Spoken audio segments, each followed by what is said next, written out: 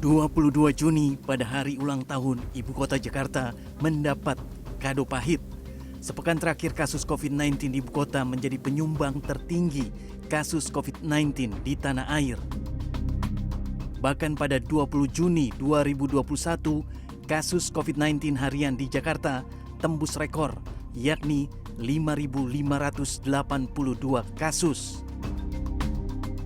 Merespon lonjakan kasus COVID-19, sejak Senin malam sejumlah ruas jalan di Ibu Kota ditutup.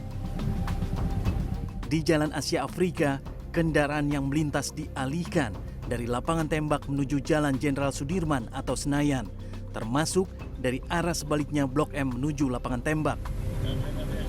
Di kawasan Kemang, Jakarta Selatan, hanya pengendara tertentu saja yang dapat melintas.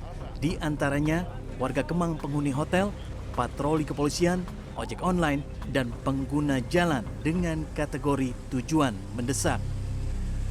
10 lokasi yang kita laksanakan pembatasan mobilitas pada malam hari ini adalah 10 kawasan yang selama ini ditenggarai sering terjadi pelanggaran protokol kesehatan berupa kerumunan dan sebagainya. Mudah-mudahan dengan pembatasan mobilitas yang kita lakukan, maka kawasan-kawasan tersebut bisa lebih tertib.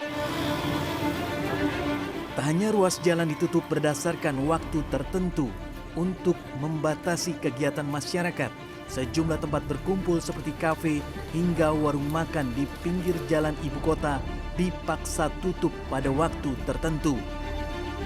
Senin malam, petugas gabungan TNI Polri dan Satpol PP melakukan penyisiran di sepanjang ruas jalan Banjir Kanal Timur yang biasa menjadi tempat berkumpulnya masyarakat serta pedagang kaki lima. Satu persatu pedagang yang masih buka tutup karena telah melewati waktu pembatasan mobilisasi masyarakat, yakni pukul 9 malam hingga pukul 4 pagi. Tak hanya warung kecil dan lapak pedagang kaki lima, sebanyak 5 kafe dan restoran yang berada di wilayah Pulau Gadung ditutup paksa aparat Satpol PP selama 3 kali 24 jam Senin malam. Selain memberikan sanksi tegas bagi para pelaku usaha yang mengabaikan aturan PPKM Mikro, petugas juga membubarkan kerumunan warga.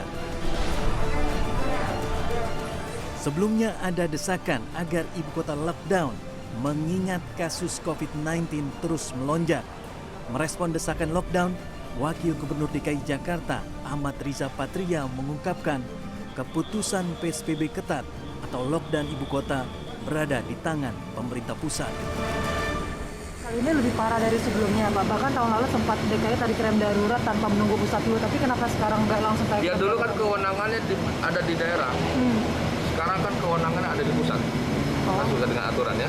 Kepri maupun Bangkalan. Sejauh ini pemerintah pusat memutuskan tidak memberlakukan PSBB ketat atau lockdown bagi wilayah zona merah seperti Ibu Kota.